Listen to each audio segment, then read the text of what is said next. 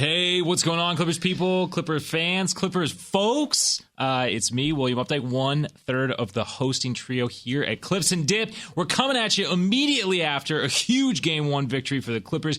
Adam had you covered on the post game. Charles and I even hopped on for a double dip. But if that wasn't enough, we're back at it with a Clips and Dip triple dip podcast. We're going to talk about what was good for the Clippers, some things that they can work to improve on, and look ahead to what we want to see in Game 2. But hey, don't let me fill up this space. If you listen to this pod, if you haven't listened to this pod, we are Clips and Dip, Clippers Podcast. You can find us anywhere you listen to podcasts. We're at Clippers Podcast on YouTube. We're at Clippers Pod on Twitter. But that's enough from me. Hey, how's it going, fellas? Yeah, I'm talking so much here on the mic. I'm feeling great. This was a game, we're going to talk about it more in depth, but if you would have told me that the Clippers were going to win a game, or if you're going to ask me what happened in Game 1 if Russ went 3 for 19, I would have probably predicted that the Clippers lose. But that's not what happened because he did everything else great.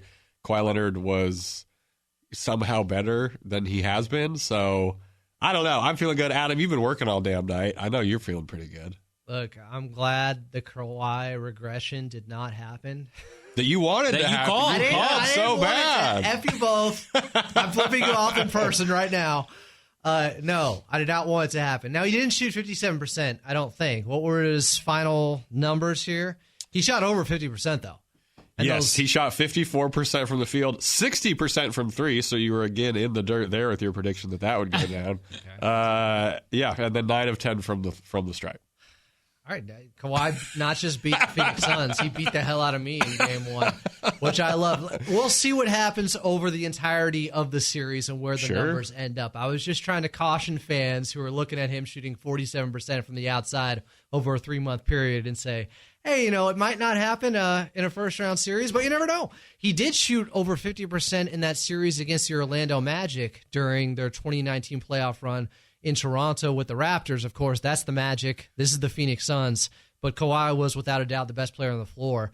And the subplot and the legacy part of this series is if Kawhi Leonard wins this series against Kevin Durant and the Phoenix Suns, it's over. That discussion of who's better between Kawhi and KD is over. Yeah. It's a fact. There can be absolutely a definitive answer to who's the better player between them two. If he wins this without Paul George, or even if Paul George comes back for the back half of the series, and there was some news earlier about that. That said the opposite. That said that's not happening. It said it's unlikely, guys. So it's 49% no, 51% yes. Well, can I still have 51% hope that it's going to come back? But he dominated and hit big shots with 13 points in the fourth quarter, but those 2 3-pointers he knocked down. You talk about him being inevitable sometimes. That's what it looked like out there. Well, so obviously we're going to talk about what was good first, and we're starting with Kawhi. Kawhi had 25 points in the second half. KD, Book, CP3, 24 points combined in the second half, which is unbelievable. Could have used that on Clippers talk. Well, hey, we got a limited slot, so I had to withhold some of the information. Time. I didn't know what to do. The other nice thing, Kawhi's not only scoring 38 points, he's defending 2 of their best 4 players. Yeah. He's not just kind of chilling on the defensive end. It's been so good to see. I'm surprised he still has this other level somehow. Yeah, no, it's absolutely incredible. And we saw great defensive play really from stars on both sides on this one. I was kind of impressed. There's a foul. And the refs helped Book out a little bit. Yeah, there's some stuff that we'll talk about with Booker later. But it was absolutely incredible. And I mean, we talked about it a little bit on Clippers Talk, but I think, if the Clippers are going to get 3 more wins in this series, some other people are going to need to help out. I don't know that Kawhi can average 40. But I'm at 51% that he can. He averaged 35 in that series against the Philadelphia 76ers. And that was a really tough, stacked team. Yeah. They also had J.J. Redick. I think I forgot to mention him when we talked about him the other night. Didn't they have Redick on that team? Yes. Redick, Butler, Tobias Harris, Embiid, Ben Simmons before he lost all his confidence. Yeah. They had defenders to throw at him. The Phoenix Suns did too. They started Torrey Craig. I said on the last pod, I thought midway through the series they'd start him, and it started in Game 1. What do we think kind of happens with that? Maybe we can talk about that more later, but just from people on Twitter who I kind of follow in the Suns crowd, they were pretty upset that Josh Okogie wasn't starting, because there's this whole thing of like, oh, they were 8-0 when Durant plays with Okogie, and this whole thing, and people were upset that Craig got the start. But I think you go for the better defensive matchup. It feels like you have to, like, especially when you have so much offensive firepower. I get it from Coach Monty's point. Like why wouldn't you go with the better defender matchup against? I mean, to the Suns, seemingly the biggest or maybe the only real threat offensively for the Clippers. And Torrey Craig is the bigger defender. It made more sense to me that he should start because he's also better on offense. He shot just under 40% from three on the season. Okogie was at 33%. Yeah. And he had 22 points in the ball game. Craig was very good. Well, the nice thing, like those 22 points from Craig, playoff high. That makes Craig. total sense. But that was by design. Like the Clippers funneled it. Like they're like, fine, Torrey Craig, go get your points. Like, if you beat us. If we're going to hope everyone else can play good defense, which for the most part everyone really did. Will, you had a good note on here about Durant's field goal attempts, but like, yeah, like Torrey Craig getting that many shots, love it. That's what we usually want. Like, that's how the Clippers do this against these teams with stars. Yeah, we limited Durant to 15 field goal attempts, which I think is super crucial. Ayton took more field goal attempts than Kevin Durant did in this game, and that was Let's go. That was 100% by design. Like, he wasn't getting, for the most part, easy looks around the rim. Right? These aren't shout out Big Zoo. These aren't generally the shots you would be conceding to another player with Kevin Durant on the floor. And I talked about it a little bit on the double dip, but like this is one of those things where you can mitigate some of the effects of that top tier talent, right? Yeah. If you can keep them from doing the thing that they're so gifted at, I think any game where Kawhi ends up with more field goal attempts, then Durant will likely be a Clippers win. I like that metric. That's something to keep watching for as the series goes on. The other underlying story in this one, and it's not like they're two top 75 players ever, so it's not as big of a deal, but it is for Clipper Nation and a certain faction of Clipper Nation. If they win this series, there's no doubt Big Zoo is a better player than DeAndre Ayton. Oh, if they win this series, so this game, Robert Flom, who, if you follow Robert Flom on Twitter, had some optimism after this game, which should tell you how big of a victory this is. Oh my but God. That's like the Grim Reaper being like, no, you're cool. Yeah, the Grim Reaper's like, I'm just here for a beer. Yeah, just chilling. No, Zoo was better than DeAndre Ayton, which DeAndre Ayton, 50% from the floor, 18 and 8. Not a bad game. He did have 4 fouls. But Zoo played like the biggest guy tonight. Zoo played like the biggest guy on the court tonight. And I hope we can keep this up. I hope that this momentum from Zoo, this was another huge thing. And again, for the people who somehow have chosen not to get on the Zoo boat or whatever, I don't know what more the man needs to do to convince you that he's a very good starting center in this league. And for playoff basketball, he might be a better playoff center than regular season center. I have no logic to back that up. That's just how I feel after this Game 1 win. Some men just like to watch their own cold takes burn. Yeah. Anyone who is down on Zubats as being the better center for the Clippers or being one of the best centers in the NBA, I don't know what you've been watching, because in this modern era of Ivica Zubats, he's easily a top 10 player, or top 10 center. You're all over the place, man. Kawhi Leonard's going to regress. Zoo's a top 10 player. You're high as hell off this Game 1 win, dude. The selective editing going on in the Burbank studios right now is crazy. Words. I thought I was in control. Okay, we got to talk about Russ. Because everything no one has said anything about him from this game. Everything other than his shooting was legitimately maybe the best it's been all year for the Clippers. Yeah. The attention to detail on the boards, the activity on defense, like deflections, active hands, like huge. Dude, and Zoo talked about it. He talked about when you see Westbrook go and get these offensive rebounds and stuff like that, it inspires you. Yeah. Like, he was a monster down there. He had the huge block on Booker and then forced out of bounds. Also clean block, I feel like. Completely. 2 huge free throws. I don't know. Like, if the Clippers can get by this 19-shot performance where he only hits 3 of them, like, I hope he doesn't shoot 19 times again. But if everything else is like it was, I'm really liking the Clippers' chances in this series. I mean, the Clippers had an 11 field goal attempt advantage in this game. Yeah. And how many of those field goal attempts were like directly contributed to by Russ or initiated by Russ? Yeah. And, I don't know over 7 games that can completely offset, multiple sub 15% or around 15% shooting performances. But he'll be higher than tonight, though. This was the worst it'll be. I say, I think the thing tonight, and we'll go back to the Russ praise train because I know Adam is already getting mad at me, but that was the only thing that was frustrating about this one. Is it wasn't so much even that he was missing the shots, so much as I thought the selection of some of the shots was really, really poor. Yeah, and unnecessary considering other guys were hot. Yeah, other guys were hitting out there. Did the Clippers shoot 60% in the first quarter? They had Eric Gordon with 12 points in the first quarter. Something like that, yeah. I used to say this a lot about Russ, where sometimes he's competitive to a fault. He gets in his own way. He tries too hard because that's just who he is. He can't help but go hard out there, but sometimes it's not playing smart or high IQ basketball. And the shot selection, you could say, falls into that category tonight. Yeah. But him playing hard and with that heart, the Clippers don't win this game without him. No. Without Paul George right now, he is absolutely necessary. And I think a lot of the talk of, well, the Clippers shouldn't even brought in Russell Westbrook when they were 10-4 before the All-Star break. Like, they need him in this series. They need some of what he brings. You got to be selective with it. He's got to reel it in a little bit and be better. And I agree. I don't think he can be much worse than what he was tonight. But I did bring this up since 2017, since he's been away from Kevin Durant. He's only had a few series where he has shot above 40% from the field. Like, this is what happens to him. I think he's just overly amped. This is the second game. It takes away from his feel and his touch out there on his shots. This is the second game in his career in the playoffs that he went 3-19 and his team won. That is insane.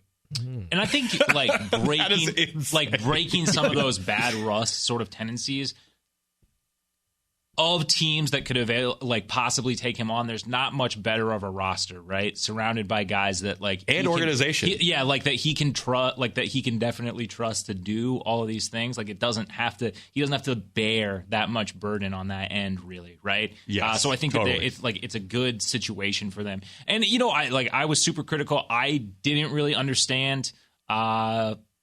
I was critical of the decision to go with him late in this one. Yes. And he came up huge. I was too. He did. I said it on Twitter early in the third quarter, pull Russ for Norm or for Terrence Well, there Mann. was a stretch too. So Kawhi also played, 42? 41 and a half.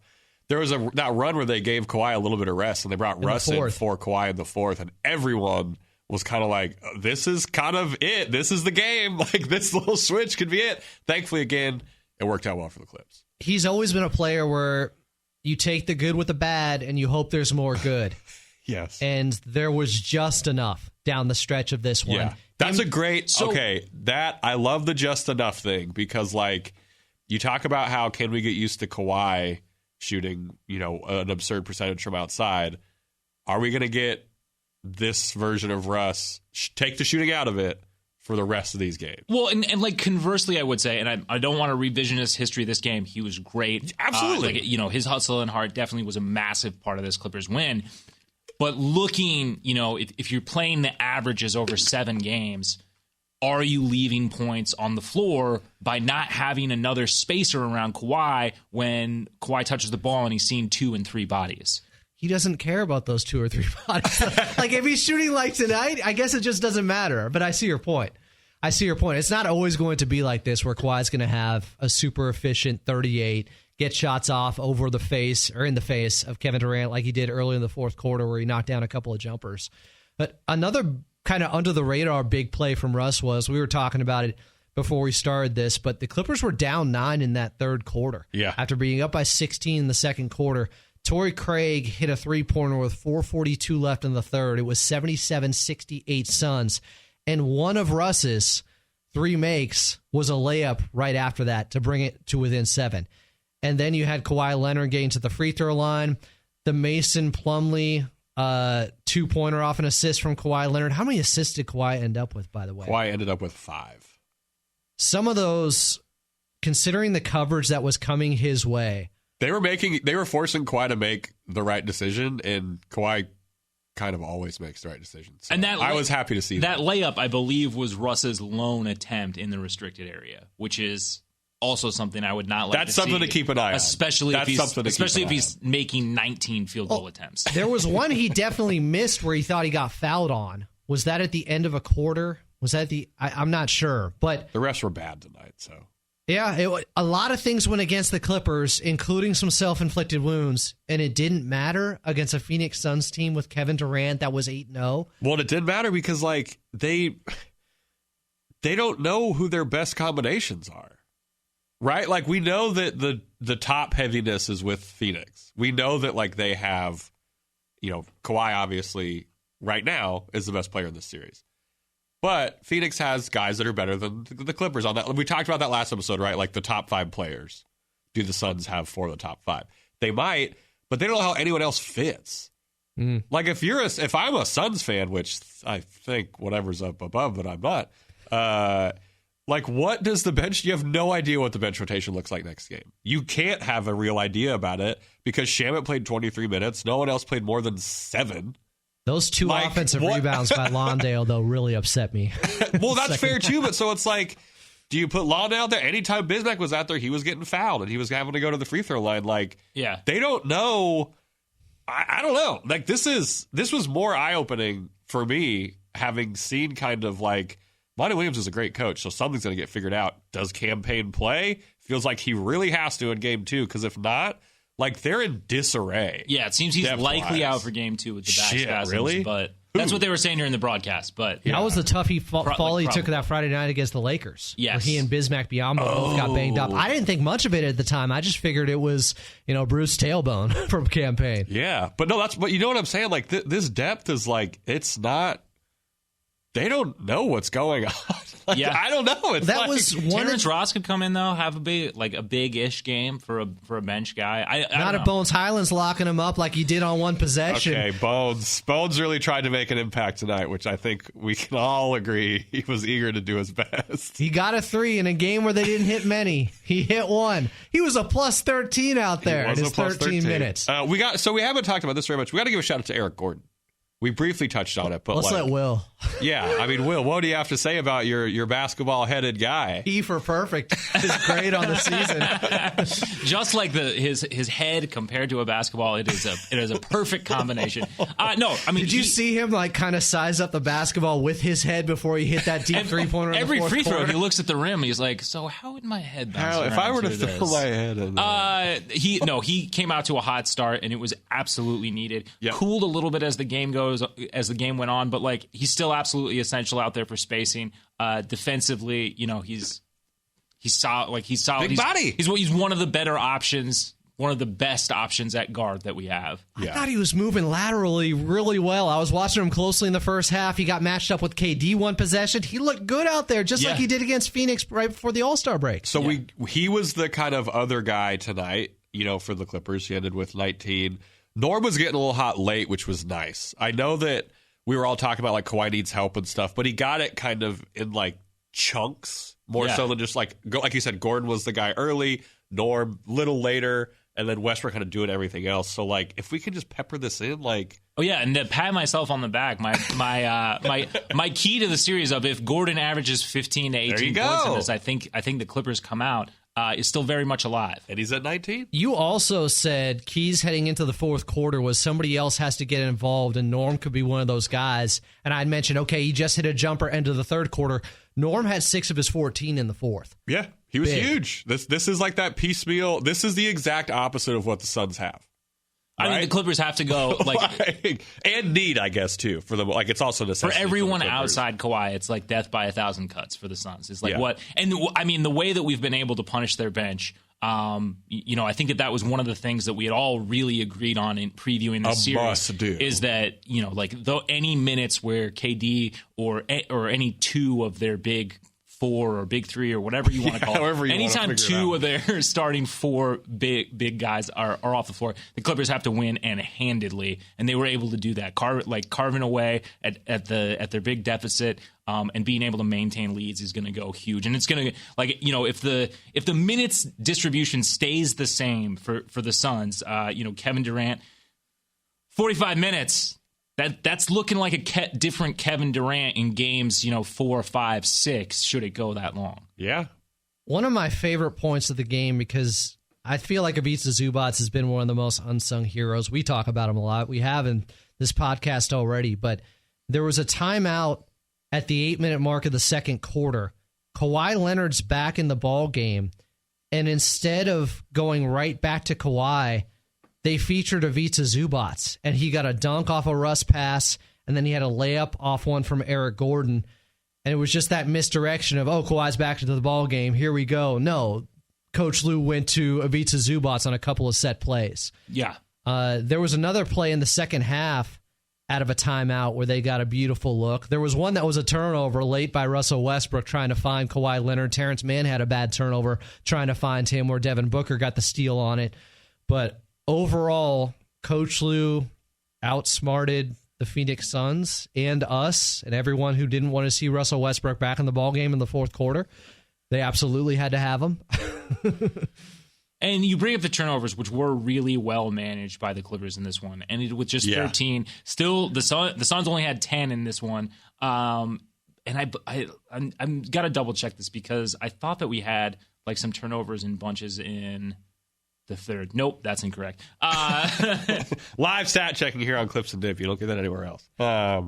No, the ball. Is there anything else we want to talk about good-wise before we take a small break? It was the second quarter. We had 4 turnovers. Yeah. Right. Okay. Good-wise, we haven't had our name tags changed yet. It's still just us out there. Still just us. I think Will's going to probably get that figured out at some point. But no, this was. If you're a Clippers fan, you're feeling pretty damn good about this. We got ads coming up. If they've been too loud for you, go ahead and turn it down. That's been some people's experience. We're going to talk about maybe some of the bad stuff that we saw, and then what we want to see in Game 2 before sending it on your way on this Sunday evening. Ads coming up, and they're a little bit loud, so if that's been your case, turn it down. Ads in 3, 2, 1. What is up? We are back with episode 137.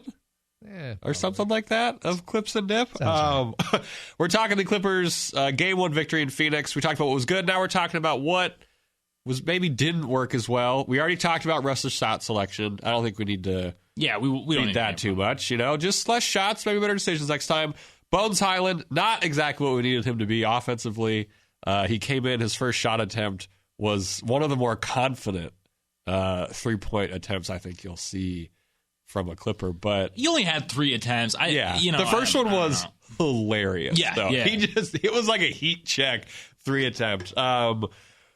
I think Lue Ty did a great job though, kind of figuring out the Bones balance, right? Or not balance, because he was kind of, he was not good shooting. But I don't know. I don't think his minutes distribution will be too different.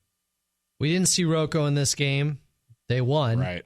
I don't know what spot or what point of the game we would have warranted him, because Mason Plumlee gave really good minutes, and there was some question of whether or not he would be used or utilized in this series. Yeah, I was surprised.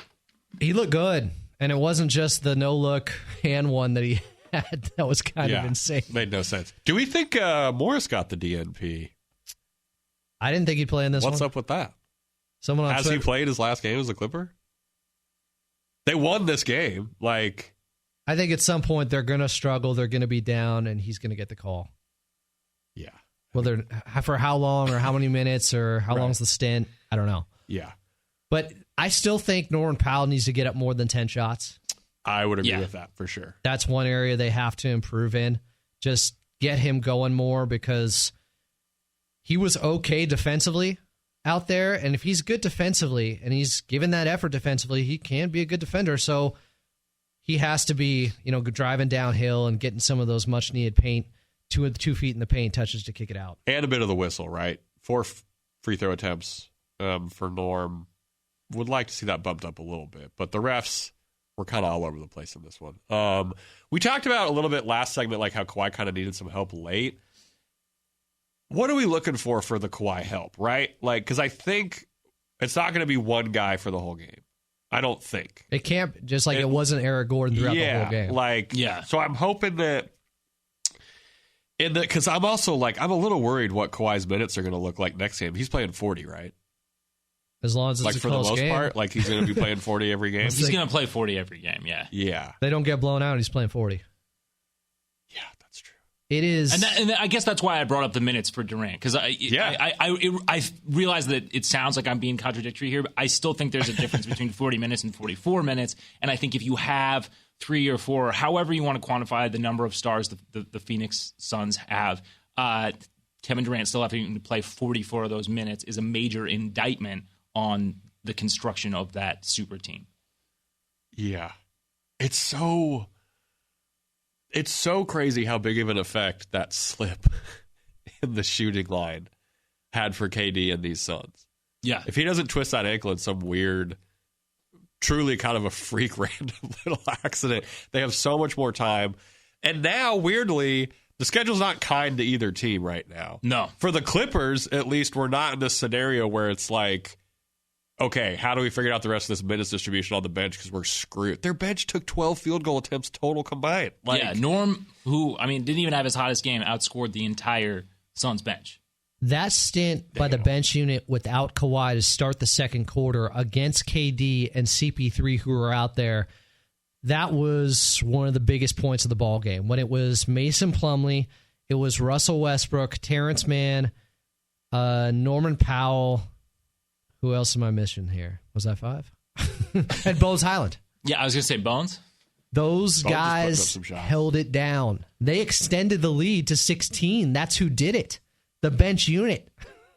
Yeah, and then that stint from the third to the fourth where KD came off the floor and his stint, his break got cut short because of how good that unit was running. I would like it in game 2. One thing I didn't really like was the fact that KD getting a triple-double or close to it, I also think we're usually on the short end of that stick for that game. If KD's finishing a game with 11 assists or something like that, I just get a little worried. I think it depends. I think, once again, it depends on those field goal attempts. Because KD, to me, is hands down the best offensive player on the floor. If he's passing to someone else. That's true. It's better to have it out of his hands. Obviously, it depends on the shot that you're conceding, but that to me reads as good for the Clippers. Yeah, no, that's fair. I agree with you, but if they lose this game, what we're talking about immediately are the assists and Kevin Durant getting other guys' shots like Torrey Craig, who was 9 of 12. Yeah. It's not like he was inefficient. He was 9 of 12 for his 22 points. Yeah, he was wildly efficient. It was his best playoff game. If you just looked at the box score, took the final score away,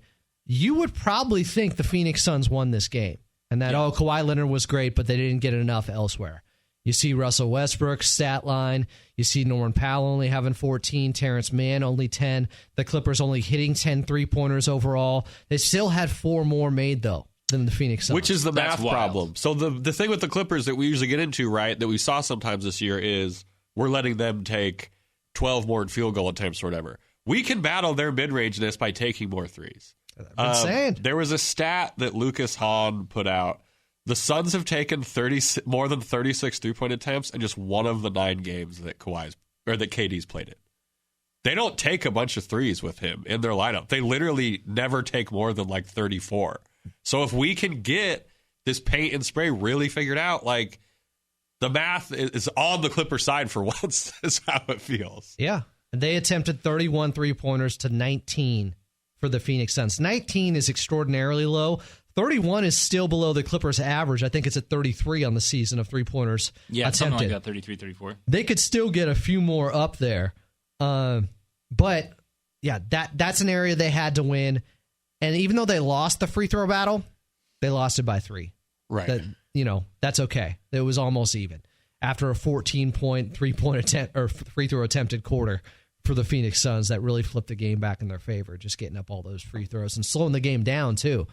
That mid-range jump shooting type team, if they're not super hot in that area, you can definitely beat them from 3. Even just shooting 38% from the outside, even just not being that hot yourself, it doesn't matter. It's the shooting 33% from 3 is the equivalent of shooting 50% from 2.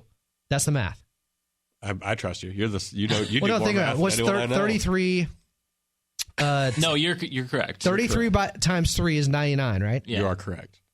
So 50 times 2 is 100. So it's 33.3333.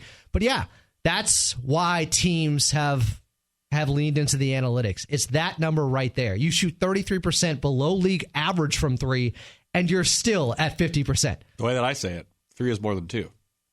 That's the other thing they figured out. They figured that out a while ago. On Sesame Street. So what do we? So it's kind of hard because in this game, the Clippers come out, they take game 1. Not a whole lot to be like tangibly upset about. What do we want to see in game 2? We're gonna do a full preview pod tomorrow with Carl Tart, of course. I just want to see more threes. I want to see less shooting from Westbrook, maybe overall just better decisions. But yeah, I'm excited to see how Ty Lue counters whatever Monty has to figure out, because the pressure is so much more on the Suns now. Russ missed so many.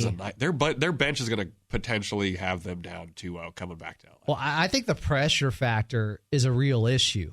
Part of my write-up on the lob, the jam, of the 2-1-3 hoops. Part of my little preview breakdown of this series was the Phoenix Suns have mental scars over the last 2 years. Being up 2-0 in the NBA Finals and losing that series. And losing the next 4 straight. Yeah. And then losing by 50 at home, the worst Game 7 performance we've ever seen by a team in NBA history. I don't think anything can top what happened to them against the Dallas Mavericks. KD could solve a lot of that just by having more talent. Clippers Nuggets bubble? Oh, yeah. That was way worse. They were, sure. The Clippers weren't at home when they blew all those leads. The Suns were at technically. home. There was no home court advantage. There was not. And they got ambushed. They were down 50 in that game. What's the old joke or the old meme that's out there? CP3 shaves it to 39 with a three-pointer. Yeah, hits the 3 and shades, cuts the lead to cuts the deficit to 42. That stuff adds up. When you just let that doubt creep in, losing game 1 of a series where you are the heavy favorites. It was back up to minus 550. The Suns were favored by in the series. They opened as 7.5-point favorites in this game. They're supposed to win by almost 10 points. And it might be the same on Tuesday. They might be minus 8 or minus 10 because they're supposed to win that game. Yeah. It's the get back. They have to have it or the series is basically over. But that is the pressure they're dealing with. And I wouldn't say it's over if the Clippers won both in Phoenix. I wouldn't, because of the talent that the Suns have without Paul George. I'm going to be honest with you. If the Clippers go up 2-0 in Phoenix, you're going Kenny Smith? I might be losing my damn mind. It's over. It might be close. Okay. It might be close. Of course it would be close. We've seen teams come back from I know we have, but this Suns team, they one time. This Suns team, we don't know. I'm so curious what their bench is going to look like. I don't know. The thing they're the thing to me that overall is so encouraging is there was no crazy outlier, right? Love it. There's no crazy outlier where you can be okay. Yeah, Russ didn't go 15 for 19. We really snuck one there. That's not repeatable. We really stole one there. And if we just continue with this process, offensively, more shots in the restricted area, 10 more attempts in the paint. I think we took 4 more corner threes than they did. That is going to be a recipe for success moving forward. Are we thinking now, actually? And holding them to 18 every single first. Book it. Write it down. Well, the Clippers are a first quarter team. We know that. They get out to hot starts. But are we thinking now it's an advantage in the Clippers' favor, now that they've won game 1, to have game 2 already on Tuesday? That they get to run it back faster instead of having 2 days off? I was just saying, I wish we could play the game tomorrow because I want. Do you think they feel like that? Do you think Phoenix feels like that? I think the Clippers want to fucking play them for game 2 right now. I think they want to say 10:15 p.m. Change everything out. Let's run number 2 right now. I mean, we talked about that too. While the playoff schedule being so compressed, definitely now it's hurting the Suns. But hurts, if not eliminates Paul George's return timetable for the first round. Sure, but it also does not allow the Suns a lot of practice time or time to figure things out, especially when they have some glaring issues with rotations, with things, that are going to take more time to fix. I thought it was a bold move, and I heard this. I forget who it was. It was a crossover episode, maybe on Locked On Clippers with Locked On Phoenix Suns, and their guy was talking about Shane Young. Well, he is certainly locked on. Oh, Shane. He's certainly deeply embedded in the Phoenix Suns locker room. Because they were going to be the new San Antonio Spurs. That's what I heard last season from him. And look, they could still easily win this series. There is Clipper Nation should not be overly confident because of this. As big of a win as this was, they could still easily. Kevin Durant takes 20 shots next game and goes for 35.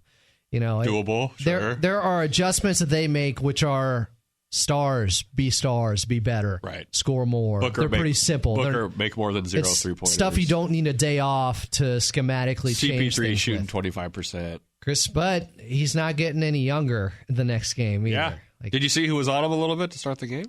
Kawhi. That was a good call by you. Terrence Mann versus Chris Paul is one of my favorite matchups on the floor. You were talking about one of your favorite things that you were saying that I thought was so good. Terrence Mann respects no one. He respects nobody. He has no he does not care. He does not put any player on a pedestal. Put someone's name tag as does respect Terrence Mann though. But that Suns guy was saying regarding Torrey Craig, because to me it made sense to play him first. He said he would look at it, or he would think the Suns would look at that, putting him in over Okogie, who had been starting, as a panic move for a team that's the favorite in this series. Like, we better straighten things out early on because this Clippers team is that good. We better figure it out right away. I don't know if the Clippers gleaned or took away anything from that, but they had a little bit of desperation out there starting Torrey Craig. I thought it would happen midway through the series. They said, no, we're going to start with him in game one. So that's already one of their fallback plans or contingency plans and one of their cards that has been shown. Yeah. They've already given up that piece. Less adjustments. The Ty's got to be hyped on that. Ty had to have been hyped when he saw their starting lineup, I feel like. We got him shook. We got him scared a little bit. It's not your typical 4-5 matchup. And it's not, if you look at the betting odds, obviously, the Suns overwhelmingly the favorites in this series. And both these teams have changed so much through injury from the Clippers and bringing in Russell Westbrook also, and with the Suns bringing in Kevin Durant. This is a Western Conference Finals-like talent matchup. Anything else you want to say before we go do donuts in the parking lot? Because we're so hyped. Guys? I'm feeling good. I wish game two was tomorrow. But let's let it breathe a little bit. I want Kawhi to rest up. Nope. No breathing. We're going by the seat of our pants, man. Okay. Kawhi Leonard. As much as we talk about him all the time, God damn it, Will. And how overused otherworldly is, I just want to say this. There's never been anyone who has come back and looked this good this soon off an ACL. Yeah. In the history of everything, in the history of sports, I don't want to hear a damn thing about the load management when Kawhi looks this good already. I don't care. This is the point of load management. 38 points in 41 minutes and defending Kevin Durant late in the game. That's the point of load management. If he's even better than he was in 2021, this is something we've never seen. Durant looks pretty good coming off of Achilles. He said ACL. That's fair. See, I'm here to keep things straight between you guys, so you don't kill each other with misinformation. He did. He has. But I don't know. Kawhi is just the only guy I've seen have major injuries and come back better every time. PG maybe though. Man's leg fell off. He did, and he's hopefully going to come back very strong from this, right? Well, game two, if we go by your timeline. That is not my timeline. I am tired of having words put in my mouth. All right. But I didn't even get a name change, Chuck. All right. Tomorrow, we got a lot of clips and dip stuff.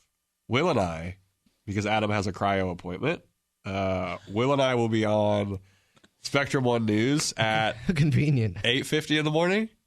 Yeah. Something like that. I just wake up and walk into the cryo chamber. That's how I start my day. And then we're going to have Carl Tart on tomorrow night. Your first interaction with Carl Tart on the podcast. No. We've been on before. You together. have? Yeah. All right. Well, you're second. Wonderful. It was a great time. We were talking about John Wall a bunch earlier in the season. Oh, yeah. We're going to revisit that. Why? We have all your guys' quotes saved. No, we're going to talk about game two.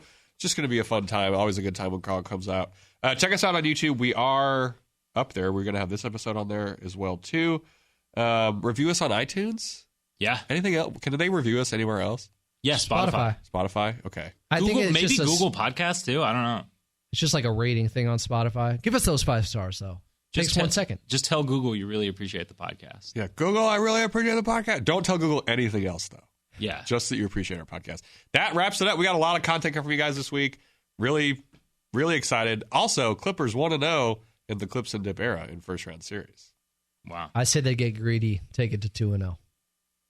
Don't rest on your laurels now just because you got the split. If I were Ty Lue, I would simply win game 2.